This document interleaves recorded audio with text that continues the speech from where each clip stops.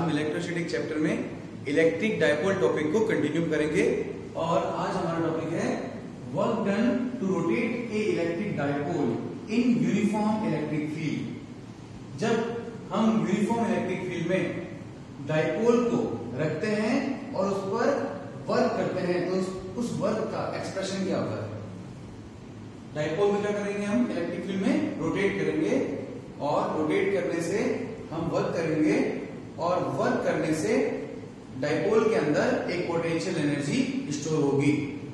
Okay, तो पहले हम कैलकुलेट करते हैं कि हम वर्क कितना करेंगे, उसके बाद हम ये कैलकुलेट करेंगे कि वर्क करने से डायपोल के अंदर कितनी पोटेंशियल एनर्जी स्टोर होती है। ओके, तो सबसे पहले आपको याद है कि इलेक्ट्रिक फील्ड में डायपोल को रखने पर कितना टॉर्क लगता है, 2 = P sin थीटा, जब इलेक्ट्रिक फील्ड कैसा हो, यूनिफॉर्म हो। ओके, अब हम इसे किसी एंगल पर रोटेट कर रहे हैं तो यहां पे लिखेंगे work done.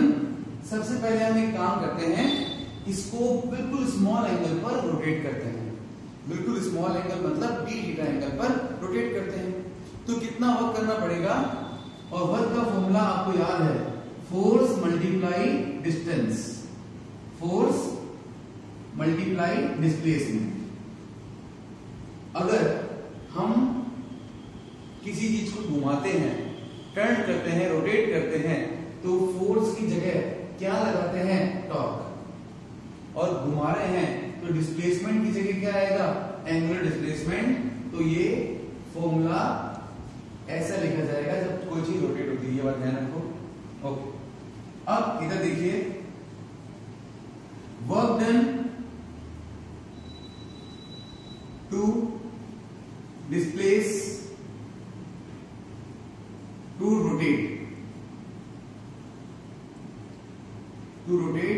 A electric dipole, to rotate a electric dipole by angle d theta is, कितना वर्क करना पड़ेगा, स्मॉल एंगल से रोटेट कर रहे हैं तो वर्क भी स्मॉल करना पड़ेगा, tau dot d theta. Okay, अब टॉर्क की वैल्यू याद रखिए, कितना, Pe sin theta d theta. Okay, अब ये कौन सा वर्क है, ये स्मॉल वर्क है to rotate electric dipole in a uniform electric field. Total work के लिए क्या करेंगे, तो ये हमने स्मॉल d थीटा से रोटेट किया, फिर d थीटा, फिर d थीटा, तो टोटल वर्क के लिए हम इसको इंटीग्रेट करेंगे। तो टोटल वर्क के लिए, for total work by integration, for total work integrate equation 2, integrate equation 2, ये इंटीग्रेशन करेंगे P sin थीटा। अब कहां से कहां इंटीग्रेट करना है, तो हम कहेंगे पहले हमारा डायपोल जो एंगल बन रहा था इलेक्ट्रिक फील्ड से वो θ1 था और हमने रोटेट किया उसको θ2 तक, तो इंटीग्रेटिंग वर्क θ1 टू θ2। ओके, और dw की वैल्यू कितनी है, P sin theta d theta. यहां पर इलेक्ट्रिक फील्ड यूनिफॉर्म है, डायपोल मोमेंट भी एक कांस्टेंट क्वांटिटी है, तो P और E कांस्टेंट, वो इंटीग्रेशन से बाहर आएंगे, अंदर रहेगा sin theta dot d theta, और integration is from θ1 to θ2। sin theta का इंटीग्रेशन कितना होता है, माइनस cos थीटा, याद रखिए, माइनस cos थीटा, θ1 टू θ2। अब ये माइनस बाहर आएगा और upper limit minus lower limit, upper limit is cos θ2 minus lower limit is cos θ1। Minus की मल्टीप्लाई करेंगे तो कितना जाएगा आंसर, cos θ1 माइनस cos θ2। तो ये एक्सप्रेशन किसके लिए आया, अगर हम किसी इलेक्ट्रिक डायपोल को θ1 से θ2 तक एंगल तक रोटेट करते हैं तो उसके लिए ये एक्सप्रेशन है। ओके, अगर हम डायपोल को पहले ये डायपोल ऐसे है तो ये कितना एंगल बना रहा है, P वेक्टर इधर E वेक्टर इधर, कितना एंगल बना रहा है इलेक्ट्रिक फील्ड से 0 डिग्री। अब 0 डिग्री से हम किसी एंगल पर इसको ऐसे इंक्लाइन करते हैं, रोटेट करते हैं, तो अब हमने कितना वर्क किया, तो यहां पे लिखते हैं if initially θ1 is 0 degree and θ2 is कितना रोटेट कर रहे हैं हम थीटा एंगल तक किसी भी, तो इस समय वर्क कितना है, तो यहां पे वैल्यू पुट करते हैं P cos θ1 कितना cos 0 माइनस cos थीटा,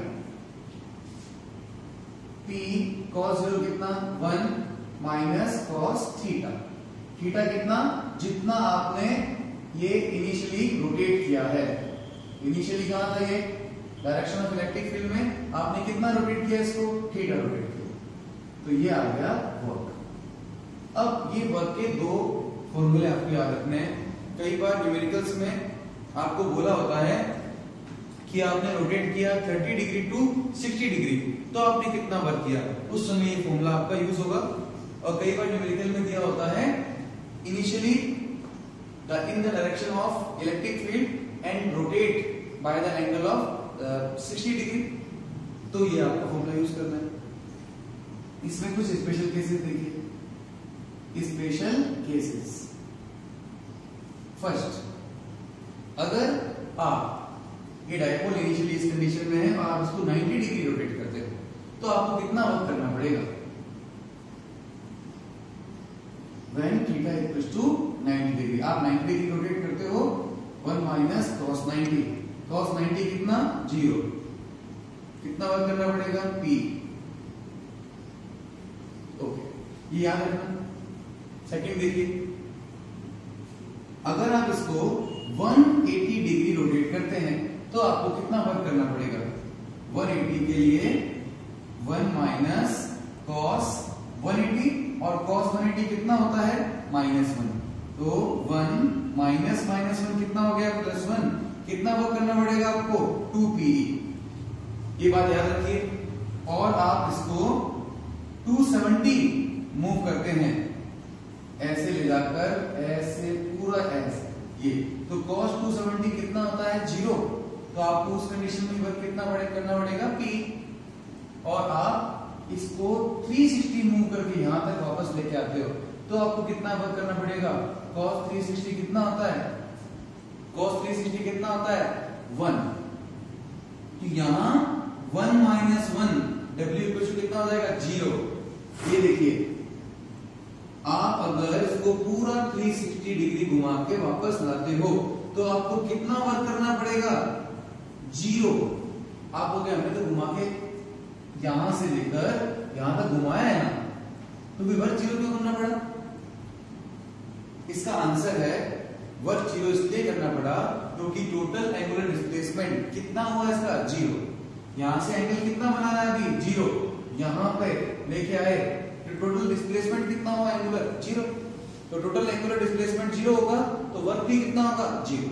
ये कंडीशन याद रखिए। वापस से देखिए, यहां पर है कितना वर्क करना पड़ेगा 0, यहां लेके गए कितना वर्क करना पड़ेगा P, यहां लेके गए यहां से कितना वर्क करना पड़ेगा 2P, यहां लेके गए यहां से कितना वर्क करना पड़ेगा P।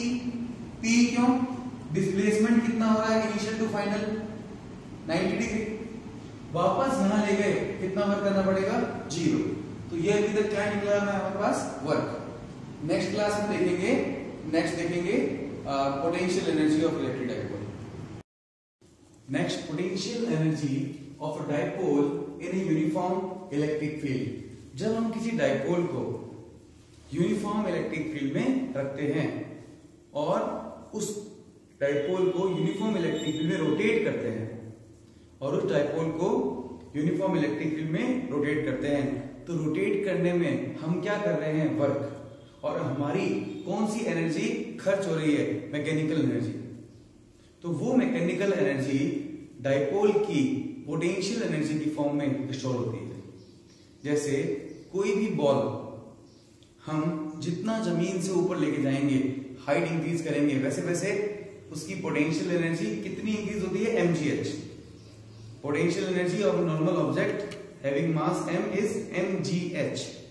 तो जैसे जैसे हम हाइट को इंक्रीज करते हैं उसकी पोटेंशियल एनर्जी इंक्रीज होती है। हाइट को इंक्रीज करना मतलब हमें हाइट को इंक्रीज करने में हमें ज्यादा वर्क करना पड़ेगा। जैसे एक बॉल को लिया और उस बॉल को यहां से लिया और 10 मीटर हाइट तक लेके गए और उस हाइट को लेके जाने में मुझे वर्क करना पड़ा 100 जूल। कितना वर्क करना पड़ा, 100 जूल। तो उस बॉल में कितनी पोटेंशियल एनर्जी स्टोर हो जाएगी, 100 joule. Work done to against a electric field और any field, work done against electric field is stored in form of potential energy. तो हमने क्या किया, अभी हमने last work done to rotate निकाला था, कितना आया था, W equals to P cos theta 1 minus cos theta 2 और एक फॉर्मूला और था P1 माइनस cos थीटा। ये हमने फॉर्मूला डिराइव कर लिया था। अब ये क्या है, work done to rotate dipole, और work done to rotate the electric dipole is stored in form of potential energy. तो ये वर्क डन पोटेंशियल एनर्जी की फॉर्म में स्टोर होगा। तो इसी फॉर्मूले को हम यहाँ पे लिख देंगे, W की जगह क्या लिख दूंगा, U। तो जब एग्जाम में हमसे पूछते हैं work done to rotate electric dipole in uniform electric field और हमसे पूछेंगे पोटेंशियल एनर्जी, तो हमें एक्सप्रेशन यहां तक सेम लिखना है। ओके, इसके बाद इसकी स्पेशल कंडीशन को देखिए। अब हम इनिशियली ये मानते हैं कि डाइपोल इलेक्ट्रिक फील्ड के परपेंडिकुलर है। ये डाइपोल ऐसे है और हमने इसको रोटेट किया, रोटेट करके कितना एंगल तक रोटेट किया, थीटा एंगल। तो if the initially the dipole is oriented perpendicular to the direction of and then brought to some orientation making an angle theta with the field. हमने एक minute वापस से ध्यान दीजिए, ये डाइपोल परपेंडिकुलर है किसके, इलेक्ट्रिक फील्ड के। हमने इसको इतना रोटेट किया कि इस डाइपोल ने इलेक्ट्रिक फील्ड के साथ कितना एंगल बना लिया, थीटा एंगल बना लिया। इस डाइपोल ने इलेक्ट्रिक फील्ड के साथ कितना एंगल बनाया, थीटा एंगल बनाया। तो हम इस फॉर्मूले में थीटा 1 की जगह क्या पुट करेंगे, 90 डिग्री, और थीटा 2 की जगह क्या पुट करेंगे, थीटा 91 डिग्री से थीटा डिग्री तक। ओके, इस फॉर्मूले में PE cos थीटा 1 की जगह हम 90 डिग्री रखेंगे माइनस थीटा 2 की जगह हम थीटा रखेंगे। ठीक है, अब देखिए cos 90 डिग्री कितना होता है, 0 minus cos theta, u PE minus cos theta कितना आया, माइनस PE cos थीटा। तो minus PE cos theta, it means हम PE cos थीटा, एक ध्यान दीजिए हमारे पास एक फॉर्मूला होता है dot product of two vectors equals to AB cos theta. A vector dot B vector का डॉट प्रोडक्ट क्या होगा, A वेक्टर का मैग्नीट्यूड A, B वेक्टर का मैग्नीट्यूड B, और दोनों के बीच में डॉट प्रोडक्ट है तो क्या आएगा, cos थीटा आएगा। ओके, तो यहां पे देखिए U equals to minus P vector dot E vector, और दो वेक्टर क्वांटिटी का डॉट प्रोडक्ट से जो हमें क्वांटिटी मिलती है वो स्केलर क्वांटिटी होती है। So potential energy is a scalar quantity, potential energy is a scalar quantity. Okay, special cases देखिए, हम ये चेक करेंगे कि डाइपोल की अलग अलग लोकेशंस पर उसकी पोटेंशियल एनर्जी कितनी होगी। अलग अलग लोकेशंस पे हमें चेक करना है कि इसकी पोटेंशियल एनर्जी कितनी है। ओके, जब डाइपोल इलेक्ट्रिक फील्ड के अराउंड होगा तब वो स्टेट को हम बोलते हैं stable equilibrium condition. Stable equilibrium का मतलब है हम डाइपोल को किसी भी कंडीशन में छोड़े, आप डाइपोल को ऐसे रखें तो इलेक्ट्रिक फील्ड को इस डायरेक्शन में रोटेट करेगा, आप डायपोल को ऐसे रखें, इलेक्ट्रिक फील्ड को इस डायरेक्शन में, ये इस डायरेक्शन में रहेगी तो किसी दूसरी डायरेक्शन में चेंज नहीं होगी, इसलिए हम इसे बोलेंगे स्टेबल इक्विलिब्रियम। स्टेबल इक्विलिब्रियम का मतलब समझना जरूरी है कि हमने जब इस डायपोल को किसी भी एंगल से रोटेट करके छोड़ दिया तो ये किस डायरेक्शन में अलाइन हो जाएगा, इलेक्ट्रिक फील्ड की डायरेक्शन में अलाइन हो जाएगा। तो ये है स्टेबल इक्विलिब्रियम। किसी भी डायरेक्शन में छोड़िए क्या हो जाएगा, वापस क्या हो जाएगा, स्टेबल इक्विलिब्रियम। और अलग अलग, जैसे हमेशा एक बात ध्यान रखिए कि जब भी कोई बॉडी और ऑब्जेक्ट इक्विलिब्रियम में होता है तो उस समय उसके पास सबसे कम पोटेंशियल एनर्जी होती है। पोटेंशियल एनर्जी उस बॉडी के पास सबसे कम होती है। जैसे एक ऑब्जेक्ट ग्राउंड पे रखा है, ग्राउंड पर, जब ऑब्जेक्ट को हमने ग्राउंड पे रखा है तो उस समय हमने कोई वर्क नहीं किया है और उस समय उस ऑब्जेक्ट के पास पोटेंशियल एनर्जी 0 है, तो उस समय उस ऑब्जेक्ट को हम बोलेंगे ऑब्जेक्ट इक्विलिब्रियम में है, तो उसके पास पोटेंशियल एनर्जी नहीं है। तो आप ध्यान रखिए, जो चीज इक्विलिब्रियम में नहीं होगी, इक्विलिब्रियम में होगी, उसके पास पोटेंशियल एनर्जी नहीं होगी। ओके, अब मैंने उस ऑब्जेक्ट को ग्राउंड से ऊपर उठा लिया, यहां रख दिया। अब इस ऑब्जेक्ट के पास इस समय क्या हो गई, पोटेंशियल एनर्जी आ गई, तो इस समय वो इक्विलिब्रियम में नहीं है या वो अनस्टेबल कंडीशन में है। तो जब भी कोई ऑब्जेक्ट अनस्टेबल कंडीशन में होता है तब उसके पास पोटेंशियल एनर्जी होती है, स्टेबल कंडीशन में होता है तो उसके पास पोटेंशियल एनर्जी नहीं होती। तो इस समय dipole, when dipole is along the electric field, जब डाइपोल इलेक्ट्रिक फील्ड के along हो, this is electric field and this is dipole, dipole electric field के along है। इस समय ये कौन सी कंडीशन में है, कौन सी कंडीशन में है, स्टेबल इक्विलिब्रियम में, ये स्टेबल कंडीशन में है। तो इसके पास इस समय पोटेंशियल एनर्जी कितनी होगी, मिनिमम होगी। चेक करते हैं फॉर्मूले से, फॉर्मूला है -PE cos थीटा, दोनों के बीच में एंगल कितना होगा, सेम डायरेक्शन में है तो 0 डिग्री, यहां पे लिखेंगे 0 डिग्री, कितना जाएगा -PE, क्या लिखेंगे, मिनिमम पोटेंशियल एनर्जी। अब सेकंड पॉइंट देखिए, when dipole is perpendicular to electric field, तब उसके पास एनर्जी कितनी होगी। ठीक है, तो अभी इसके पास कितनी एनर्जी है, -P। ठीक है, मैं यहां से डाइपोल को यहां तक ले जाता हूं, परपेंडिकुलर रोटेट करता हूं।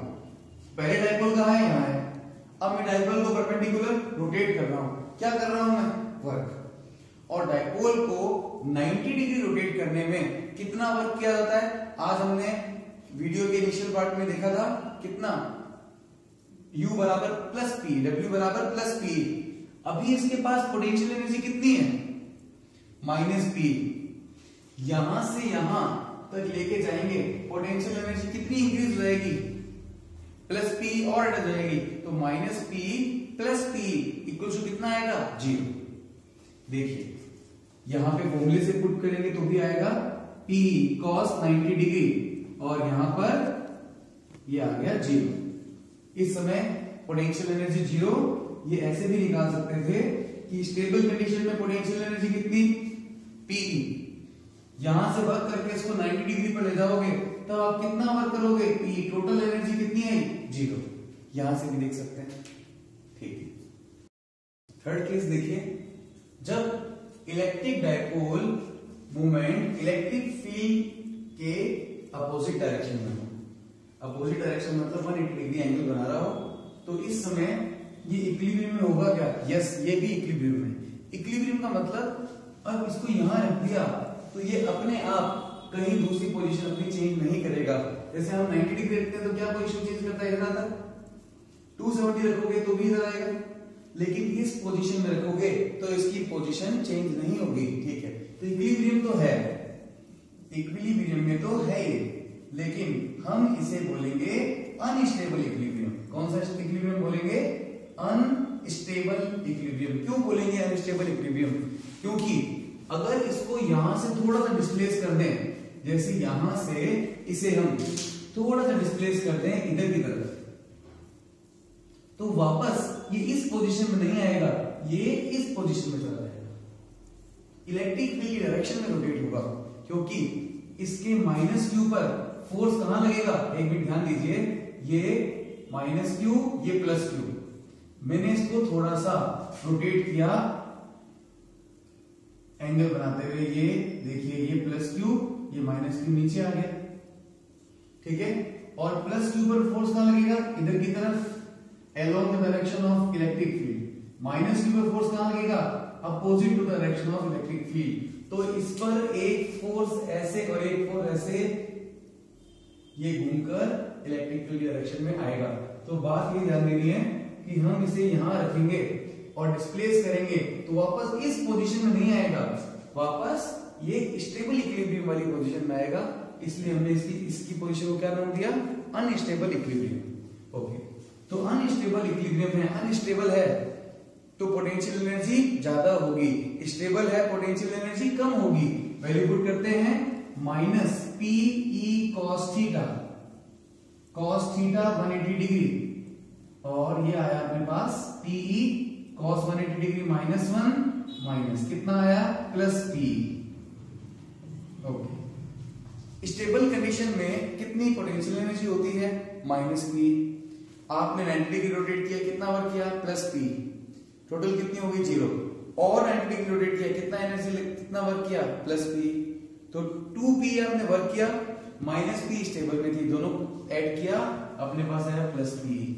या इधर से देख लीजिए। ओके, इसके बाद जब एंगल 270 डिग्री हो, तब जब एंगल 270 डिग्री होगा तो u equals to minus P cos 270 degree. Cos 270 degree की वैल्यू कितनी होती है? 0। Potential energy is 0।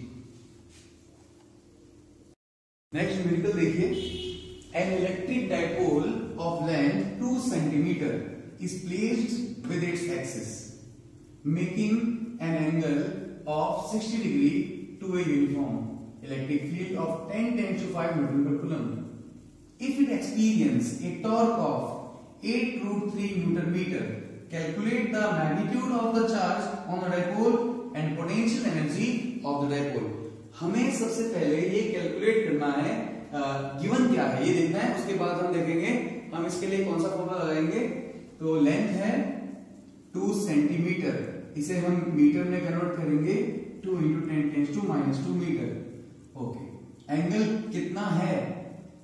डाइपोल का एक्सिस यूनिफॉर्म इलेक्ट्रिक फील्ड से 60 डिग्री एंगल बनाता है। इलेक्ट्रिक फील्ड इंटेंसिटी की वैल्यू है 10⁻⁵ न्यूटन पर कूलम। टॉर्क कितना लगा है? 8√3 न्यूटन मीटर।